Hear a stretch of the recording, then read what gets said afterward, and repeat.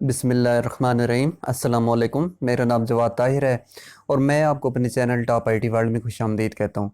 आज की इस वीडियो में मैं आपको बताने जा रहा हूँ कि पटवारी के जो जिन लोगों के टेस्ट हो चुके हैं अब उनके जो इंटरव्यू एक्सपेक्टेड हैं और वो उम्मीद की जा सकती है कि बाज़ जैसे उन्होंने इंटरव्यू को अभी रोक दिया क्योंकि जब तक वो कह रहे हैं कि स्टे का जो है वो उसका फ़ैसला नहीं हो जाता तो तब तक हम इंटरव्यू जो है वो कंडक्ट नहीं करेंगे।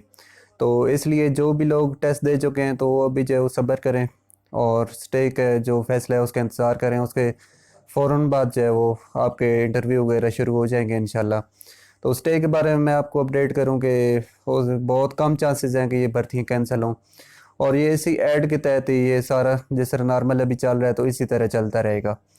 तो अभी मैं मज़ीद जो है वो आगे चलता हूँ कि जो है वो आप इंटरव्यू की तैयारी आप कैसे करें और वहाँ पर जो है वो आपसे कौन से क्वेश्चन किए जाएंगे, कौन लोग क्वेश्चन आपसे करेंगे और इसके जो है वो नंबर वगैरह कितने होंगे इंटरव्यू में फाइनल मेरिट लिस्ट के अंदर जो है वो। तो सबसे पहले मैं आपको ये बता दूं कि उसमें जो है एसी साहिबान जो है वो एसी खुद आपका इंटरव्यू करेगा, जो कमेटी होगी इंटरव्यू वाली एसी उसमें मौजूद होगा। उसके अलावा कोई एजुकेशन का बंदा हो सकता है जो जिसके पास इस तरह की मालूमात हो और एक बंदा जो वो लैंड रिकॉर्ड रेवेन्यू डिपार्टमेंट का हो सकता है, फर्ज के तहसीलदार या कोई हेड पटवारी वगैरह पटवारियों का जो हेड होता है वो हो सकता है। तो इसमें जो है वो अलगर्ज 3 से 4 बंदे हो सकते हैं जिनमें एसी जो है वो सबसे बड़ा पावरफुल बंदा होगा या मतलब जो है वो बड़ा ऑफिसर उसमें शामिल होगा। तो उसमें आपसे जो है वो मैं शान से पहले ये क्लियर कर दूं कि अगर कुछ ऐसे ज़िले या तहसीलें हैं जहाँ पर जो है वो लोग जो है वो फ़र्ज़ किया 40 सीटें थी और वहाँ पर 40 ही लोग जो है वो टेस्ट पास करके आगे आए हैं या 40 सीटें थी तो 30 बंदे पास करके आगे आ चुके हैं। तो उनमें तो जो है वो इंटरव्यू एक जस्ट फॉर्मेलिटी की तरह ही होगा, उधर कोई इतनी ख़ास चीज़ उसमें नहीं पूछी जाएगी, इतनी कोई सख्ती नहीं होगी कि हाई फाई इंटरव्यू जिस तरह पंजाब पब्लिक सर्विस कमीशन में होता है या कोई बड़े लेवल की और जॉब होती है तो वहाँ पर इंटरव्यू होता है। तो इस तरह का इंटरव्यू आप बिल्कुल भी एक्सपेक्ट ना करें अगर आप जो है वो इस तरह की सिचुएशन है। लेकिन अगर आपकी सिचुएशन इस तरह है कि जो है वो 40 सीटें हैं तो और 50 या 60 बंदे जो है वो टेस्ट पास करके आ चुके हैं तो जाहिर सी बात है फिर उन्होंने 10 या 20 लोग जो फालतू हैं उनको तो उन्होंने निकालना है। तो फिर थोड़ा बहुत उन्होंने उसमें टफनेस क्रिएट करनी होगी, थोड़े बहुत इस तरह उन्होंने कोई पॉइंट्स ऐसे रखने होंगे कि जिसकी वजह से इंटरव्यू में वो कम नंबर हासिल करें कुछ लोग और वो वहाँ से जो है वो आउट कर जाएं। तो इसलिए आपने जो है वो अपनी तहसील का आपको ज़हरी बात है पता ही होगा कितनी सीटें थी और कितने लोगों ने पास कर लिया है। तो अगर आप खुशकिस्मत हैं ऐसी सूरत हाल में अगर आपकी जो है वो सीटें जो है और बहुत कम लोग जो है वो टेस्ट पास करके आ गए हैं तो फिर तो आपके लिए कोई परेशानी की बात ही नहीं है। फिर तो 100% मैं आपको कह रहा हूँ कि आप जो सिलेक्टेड हैं और इंटरव्यू भी बस जो है वो एक फॉर्मेलिटी की तरह लिया जाएगा। लेकिन अगर जो है वो सीट जो है वो कम है और पास करने वाले ज़्यादा हैं तो फिर आपको थोड़ा बहुत इस वाले से परेशानी करनी चाहिए या थोड़ा अपने आप को बूस्ट अप करना चाहिए, अपने आप को हौसला देना चाहिए कि मैंने जो है इंटरव्यू जो है वो किस तरह देना है। तो अभी इंटरव्यू की तरफ चलते हैं। इंटरव्यू में जो पहले मैंने आपको बता दी कि एसी होगा ऐड करेगा और बाकी 2-3 लोग होंगे। तो उसमें जो पहला क्वेश्चन, बल्कि पहले क्वेश्चन से पहले मैं आपको एक और चीज़ बता दूंगा। बेसिकली इंटरव्यू का मकसद ये होता है कि आपकी जो ओरिजिनल डॉक्यूमेंट्स हैं वो चेक किए जाएँ। तो ओरिजिनल डॉक्यूमेंट्स अगर आप वो आपने साथ लेकर जाने होंगे, आपकी जो मैट्रिक की सनत है उसका रिजल्ट कार्ड भी, इसके अलावा जो है वो आपने FA FSC या ICS की है वो साथ लेकर जाएँ। ICS के इसके अलावा जो है वो आपने बैचलर किया हुआ है, BA BSc BS या इवन जो आपने MA MSc भी किए हुए है तो वो सारी डिग्रियाँ डॉक्यूमेंट्स वगैरह अपने साथ लेकर जाएं। और साथ आपने कोई कंप्यूटर का सर्टिफिकेट भी है तो वो भी लाजमी आप ओरिजिनल जो है वो साथ लेकर जाएं। तो सबसे पहले इंटरव्यू का मकसद तो ये होता है कि आपकी जो ओरिजिनल चीज़ें हैं ओरिजिनल डॉक्यूमेंट्स हैं उनको जो है वो चेक किया जाए।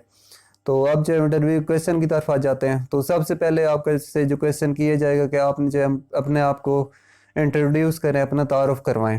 तो ये जो कि लोकल लेवल पर टेस्ट है तो जो है वो इसी तरह आपसे उर्दू में ही कहेंगे। तो आपने सर उन्होंने उर्दू में कहा है तो आपने भी उर्दू में जवाब देना है। सर पंजाबी में या इंग्लिश में आगे से इवन कुछ लोग अपने आप को ज़्यादा एफिशिएंट शो करते हैं तो इंग्लिश में शुरू हो जाएं। ऐसा वहाँ पर आपने नहीं करना, बल्कि जिस मीडियम में उन्होंने पूछा है तो आप जो है उसी मीडियम में उनको जो है वो आंसर करें।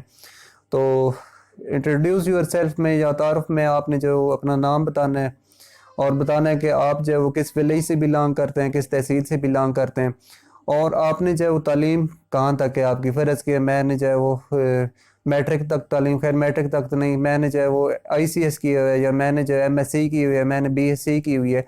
तो इंट्रोडक्शन के अंदर या तारुफ के अंदर आप ये चीज़ें जो है वो आप वहाँ पर उनको बताएंगे।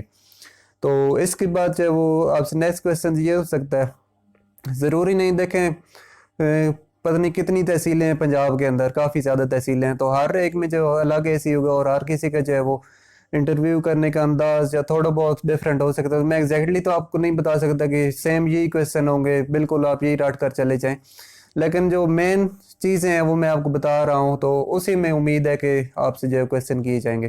तो पहला क्वेश्चन जी सर मैंने आपको बताया कि इंट्रोडक्शन का होगा। अब दूसरे क्वेश्चन की तरफ चलते हैं। दूसरा क्वेश्चन आपसे ये किया जाएगा कि आप जो है पटवारी की नौकरी को क्यों ज्वाइन करना चाहते हैं, कि क्या वजह है कि आप जो है पटवारी वाली जॉब में आना चाहते हैं। तो इसमें जो है आपने एक सिंपल सा आंसर देना है कि मैं अपने इलाके का जो है वो मैं अपने इलाके की या अपने गांव की खिदमत करना चाहता हूँ और साथ साथ जो है मैं रिस्क कमाना चाहता हूँ अपने लिए और अपने फैमिली को जो है सपोर्ट करने के लिए। तो ये सिंपल सा आंसर आप दे सकते हैं।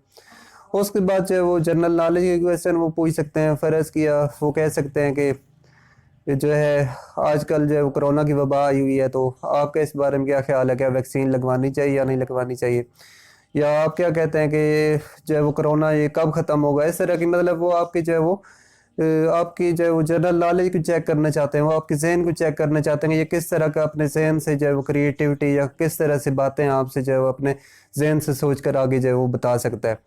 तो इसमें जो है वो आप जो है वो अपने हौसले को कंट्रोल रखना है, आपने जो है अपने आप को कंट्रोल में रखना है और to the point short answer आपने देने हैं कि जो इस हवाले से मोस्ट सूटेबल जो है वो हो सकते हैं। तो इसमें जो है वो ये क्वेश्चन जनरल नॉलेज क्वेश्चन हो सकते हैं। तो उसके बाद जो है वो थोड़े स्पेसिफिक क्वेश्चन की तरफ आ जाएं, कोई रेवेन्यू डिपार्टमेंट वाला जो बंदा है तो वो आपसे ये भी चीज़ें पूछ सकता है कि आप ये पटवारी की जॉब हासिल करना चाहते हैं, तो ये तो कम अज़ कम आपको पता होगा कि पटवारी की जो है वो ड्यूटीज़ क्या होगी या रोल्स क्या होंगे, ये आपको भी ये आपको पता होना चाहिए। जो इंटरव्यू देने आप जा रहे हैं जो भी लोग, तो उनको जो है वो इस बारे में इल्म होना चाहिए। तो पटवारी की जॉब के रिलेटेड यही उनकी रोल्स एंड ड्यूटीज़ हैं कि जो लैंड का जो सारा रिकॉर्ड है किसी भी गांव का या किसी भी मौजे का, वो उनके पास जो है वो मौजूद होता है। और उसके बाद जो है वो कोई भी डिस्प्यूट हो जाए, कोई भी झगड़ा हो जाए दो ख़ानदानों के दरमियान या किसी ख़ानदान के अंदर भी, तो उनके दरमियान में ज़मीन के पैमाइश पटवारी खुद जाकर उधर करता है और ख़ुद जाकर उसने फैसला करना होता है कि ए पार्टी को इतनी ज़मीन मिलेगी, बे पार्टी को इतनी ज़मीन मिलेगी, क्योंकि पटवारी के पास जो है वो पूरा लैंड का जो रिकॉर्ड उसके पास मौजूद होता है। तो इस वजह से वो जो है वो बेहतर फैसला कर सकता है। तो इसके बाद जो है वो पटवारी की ये भी ड्यूटी है कि अगर कोई बंदा जो है फौत हो जाता है तो उसकी ज़मीन जो आगे तकसीम करनी और उसकी जो पैमाइश है वो जो है वो उसमें जो इन्वॉल्व हो जाता है। तो पटवारी की ये भी इसमें ड्यूटी है। तो बेसिकली आपने टू द पॉइंट वहाँ पर आंसर ये करना होगा कि लैंड रिकॉर्ड के रिलेटेड जो भी काम है, ज़मीन की पैमाइश करना, ज़मीन की डिस्प्यूट्स को हल करना और टैक्स वगैरह की कलेक्शन जो है वो, ये सारी जो है वो पटवारी के रोल्स के अंदर शामिल है। तो मज़ीद मैं आपको ये बता दूं कि पटवारी जो है वो रिपोर्ट करता है तहसीलदार को, जो उस इलाके का तहसीलदार होता है वो उसको जो है वो डायरेक्टली रिपोर्ट करता है। मतलब कह सकते हैं कि पटवारी से जो ऊपर वाला अफसर है वो तहसीलदार है। तो इसके अलावा मज़ीद पटवारी के रिलेटेड वो आपसे क्वेश्चन कर सकते हैं कि फ़र्ज़ किया आप बताएं कि मौज़ा क्या होता है। और ये ये जो टर्म्स हैं थोड़ी बहुत मैं आपको इधर बता देता हूँ। उम्मीद है कि मेरा जो एक्सप्लेनेशन है वो आपको बेहतर तरीके से समझ आएगा और आप इंटरव्यू में भी इसी तरीके से, इसी कॉन्फिडेंस के साथ जो है वहाँ पर जो है वो आप आंसर कर सकेंगे। तो बेसिकली जब इंटरव्यू देने जाते हैं तो वहाँ पर जो है आपने अपने कॉन्फिडेंस को जो है वो बूस्ट अप करना होता है। ना आपने ज़्यादा एफिशिएंट बनना है कि जी हर चीज़ इस तरह फर बता दें या ओवर एफिशिएंसी शो करनी, मुझे तो हर चीज़ का पता है, इस तरह जो है वो इस तरह भी नहीं करना, बल्कि आपने जो टू द पॉइंट अपना कॉन्फिडेंस मेंटेन करके जो है वो बिल्कुल इस तरह बैठल जाना या अपने हवासों पे काबू ना रख सकना, मैं शाह इस तरह जो है वो अपने आप को इस तरह फील नहीं करने देना कि मैं पता नहीं किधर बैठा हूँ और क्या हो जाएगा। जाहिर सी बात है आप अपनी तहसील के अंदर बैठे हुए हैं और तहसील के लोग ही आपके सामने मौजूद हैं। कोई इतनी ये बहुत बड़ी ये जॉब नहीं है कि आप जो पंजाब पब्लिक सर्विस कमीशन के अंदर बैठे हैं या कोई बहुत अहम जगह पर बैठे हुए हैं कि वहाँ पर आप परेशान हो जाए। आप आपने बिल्कुल अपने आप को नॉर्मल रखना है या अपने आप को जो है आपने रिलैक्स रखना है। जब ये चीज़ करेंगे, मतलब अब नॉर्मल रहेंगे, रिलैक्स रिलैक्स रहेंगे, तो तभी आप जो है इंटरव्यू को जो है वो बेसिक जो है वो उसको कर सकेंगे, उसमें अच्छे अचीवमेंट कर सकेंगे। तो बेसिकली मैं आपको बता दूं कि इंटरव्यू इसलिए नहीं होता कि आपसे जो है वो आपका जो है वो आपका रट्टाबाजी चेक करें या आपका मेमोरी को चेक करेंगे, इसकी मेमोरी कितनी है या इसने किस तरीके से पहले पढ़ा हुआ है। बेसिकली इंटरव्यू का मकसद ये होता है कि आपकी जो है वो कॉन्फिडेंस को देखना, आपकी हाजिर दिमागी को देखना, और इसके अलावा ये देखना कि ये किस तरह से रिस्पॉन्ड करता है, कोई भी उसे जब क्वेश्चन किए जाता है तो किस तरीके से उसको टैकल करता है, कोई भी सूरत हाल इसके सामने आ जाए तो उससे किस तरह ये नंबर आजमा होता है। तो इंटरव्यू का मकसद ये होता है, ये नहीं होता कि कोई आप जो वो चीज़ें कोई बुक्स आप रट कर चले जाए और वहाँ पर फर फर जाकर सुना दें, बल्कि आपने जो इंटरव्यू करने वाला बंदा होता है तो उसके सवालों के मुताबिक आपने जो है अपने आप को रिस्पॉन्डेंस के लिए जो है वो तैयार करना होता है।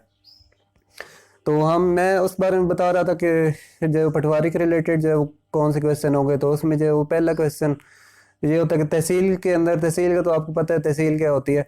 उसके बाद जो है वो मौज़ा क्या होता है। तो मौज़ा जो होता है एक ज़मीन का एक बड़ा यूनिट होता है जो किसी बड़े गांव पर मुश्तमिल हो सकता है, तो उसको जो है वो मौज़ा कह सकते हैं।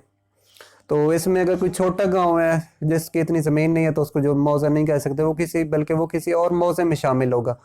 फिर इसके गांव कोई बी गांव है, किसी का नाम है, वो छोटा गांव है तो वो किसी ए गांव में शामिल होगा जो बड़ा गांव होगा और जिसका मौज़ा होगा। तो मौज़ा के बारे में आपको जो है वो ये इन्फॉर्मेशन आपके पास होनी चाहिए कि ये जो है वो ज़मीन का एक बड़ा यूनिट होता है जिससे जो है वो टैक्स वगैरह इकट्ठे किए जाते हैं, और ज़मीन का जो है वो लैंड का जो है वो निज़ाम इसके मुताबिक देखा जाता है कि ये मौज़ा कैसा है। तो मौज़ा के बाद जो उसके बाद जो छोटी इकाई है वो इसमें आ जाती है कि खेवट क्या होता है। तो खेवट के बारे में जो है वो ये बता दूं कि खेवट जब कोई ख़ानदान है उसके पास ज़मीन है, तो देखे फ़र्ज़ के एक वालिद है तो उसके आगे 4 बेटे हैं। तो ये देखे ज़मीन आपस में शेयर हो रही है, 4 बेटों में फ़र्ज़ के 2 बहनें भी हैं, तो 4 बेटों और 2 बहनों में शेयर हो रही है। तो उसको जो है वो जब शेयर वाली बात हो जाए तो उसको एक टर्म कह दे देंगे, ये खेवट नंबर है। इस ख़ानदान को, वो जो ख़ानदान है बेसिकली उस ख़ानदान को एक खेवट नंबर जो है वो असाइन कर दिया जाता है कि ये इस ख़ानदान के जो है वो खेवट नंबर है। खेवट के बाद एक और चीज़ आपसे पूछी जा सकती है कि खैतूनी क्या होती है। तो खैतूनी जो है वो चीज़ होती है कि जो बंदा उस ज़मीन को काश्त कर रहा है, फ़र्ज़ किया 4 बेटे हैं किसी बंदे के, उनको एक खेवट नंबर असाइन है। तो अब जो वो 3 बेटे जो है वो नौकरियों पर हैं, वो उसको काश्त नहीं कर रहे। तो जो एक बंदा है उसके बाद पास उन तीनों की ज़मीन मौजूद है, तो वो एक बंदा जो है वो उसकी जो सारी जो ज़मीन होगी तो उसको जो है वो खैतूनी नंबर उसको कहेंगे, उसको खैतूनी नंबर जो है वो अलाट किया जाएगा। बेसिकली आप कह सकते हैं कि जो बंदा काश्त कर रहा होता है दूसरे की ठेके पर ज़मीन लेकर, तो उसको जो है वो खैतूनी नंबर जो है वो दिया जाता है या साइन किया जाता है। तो उसके बाद जो है वो सबसे जो छोटी टर्म है वो होती है खसरा नंबर। तो जिस तरह शहरों में होता है कि प्लाट नंबर असाइन किए जाते हैं, क्योंकि शहरों में ये प्लाट नंबर वाला हिसाब है, ये प्लाट नंबर 1 है, ये प्लाट नंबर 2 है, 3 है। इस तरह प्लाटों के नंबर होते हैं या हाउस के नंबर होते हैं, हाउस नंबर 1 है, हाउस नंबर 2, 3, 4, 5, इस तरह होता है। लेकिन जो गांव वगैरह होते हैं उनमें इस तरह प्लाट नंबर एग्जिस्ट नहीं करते, तो इसलिए वहाँ पर जो है वो खसरा नंबर जो है वो असाइन किया जाता है कि ये जो फ़र्ज़ के 4 बेटे हैं तो हर बेटे का अलग जो है वो खसरा नंबर होगा। तो इसमें ये होता है कि जो खसरा नंबर है वो कभी भी चेंज नहीं होता। अगर एक बेटे को असाइन हो चुका है तो वो खसरा नंबर उसी के पास ही रहेगा, लेकिन वो चेंज तब होगा जब वो फोत होगा और आगे जो है वो तब्दीली आएगी, तो फिर जो है वो खसरा नंबर इस तरह कर सकते हैं कि पहले खसरा नंबर फ़र्ज़ किया 4 था, तो फिर हम कहते हैं खसरा नंबर 4/2। इस तरह वो जैसे वो तकसीम हो गया, 2 में तकसीम हो गया, तो खसरा नंबर 4/1 कह देंगे या खसरा नंबर 4/2 कह देंगे। लेकिन जो खैतूनी वो भी चेंज हो सकती है। फ़र्ज़ के ठेका जो है वो किसी एक बंदे को दिया जा सकता है, किसी दूसरे बंदे को दिया जा सकता है। तो खैतूनी नंबर और खेवट नंबर ये जो है वो वक्तन फ़वक्तन 4 महीने इनकी म्याद होती है, वो चेक होते रहते हैं और वो चेंज भी हो सकते हैं। तो इसमें यही चीज़ें इसमें पूछी जा सकती हैं पटवारी के रिलेटेड, क्योंकि ये बहुत इंपॉर्टेंट टर्मिनोलॉजीज़ हैं। हो सकता है कि इनमें से ना पूछी जाए क्योंकि थोड़ी ये डीप भी हैं। तो अगर आपको नहीं भी इनके बारे में पता, थोड़ा बहुत आपको लाजमी पता होना चाहिए, क्योंकि ये आपको जो है वो लाजमी इनका नॉलेज होना चाहिए। तो ये तो थी मेरी आज की वीडियो, जिसमें मैंने आपको इंटरव्यू के बारे में बताया। उम्मीद है कि आपको ये चीज़ समझ आ चुकी है। अगर फिर भी आपको चीज़ समझ नहीं आता, आप मुझसे जो कमेंट सेक्शन में कमेंट करके पूछें। तो यहाँ पर मुझे इजाज़त दीजिए। गुड बाय एंड अल्लाह हाफिज़।